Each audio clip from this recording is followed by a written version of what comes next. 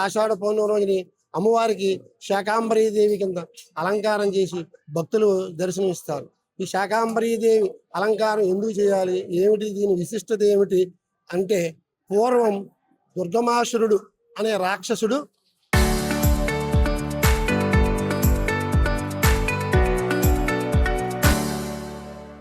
బ్రహ్మ కోసం ఘోర తపస్సు చేశాడు. ఆ తపస్సుకి బ్రహ్మదేవుడు మెచ్చి భూలోకం వచ్చి వరం ఇస్తే ఏం కావాలో కోరుకో అన్నాడు. అప్పుడు దుర్గమాసురుడు, మీ దగ్గర ఉన్న వేదాలన్నీ నాకు ఇచ్చేయండి, అదే నా కోరిక అన్నాడు. బ్రహ్మ తదాస్తు అని చెప్పి తన దగ్గర ఉన్న వేదాలన్నీ ఇచ్చేసి ఆయన వెళ్ళిపోయాడు. అప్పటి నుంచి దుర్గమాసురుడు ఈ వేదాలన్నీ కూడా తన దగ్గర పెట్టుకుని ఉన్నాడు. ఉండేసరికి వేదాలు లేకపోతే యజ్ఞయాగాదులు జరగవు, హోమాలు జరగవు, ఏమీ జరగవు. ఏది జరగకపోతే దేవతలకి అవిస్సు వేస్తారు. ఈ హోమంలో అవిస్సు లేదు, హోమాలు లేవు, ఏమీ లేవు, కృషులు ఏమీ చేయట్లేదు.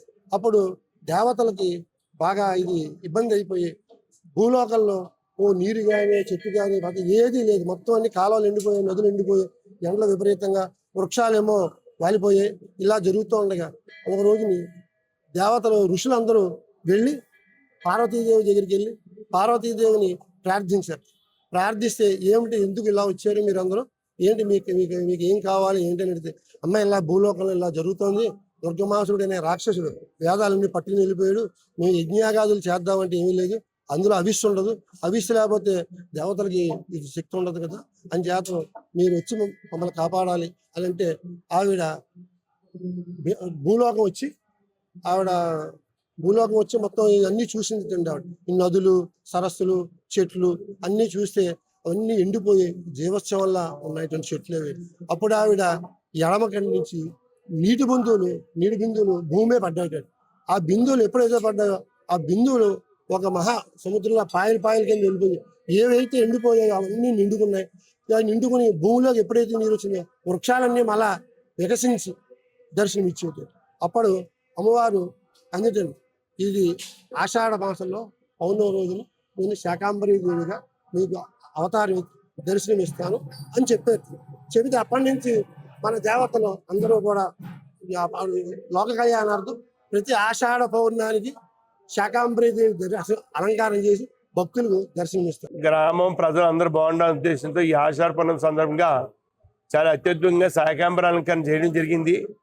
అలాగే ఈ వ్యాస పౌర్ణమి, అది ఆషాఢ పౌర్ణమి అంటే వ్యాస పౌర్ణమిగా దాన్ని తర్వాత కాలంలో గురు పౌర్ణమిగా అన్నారు.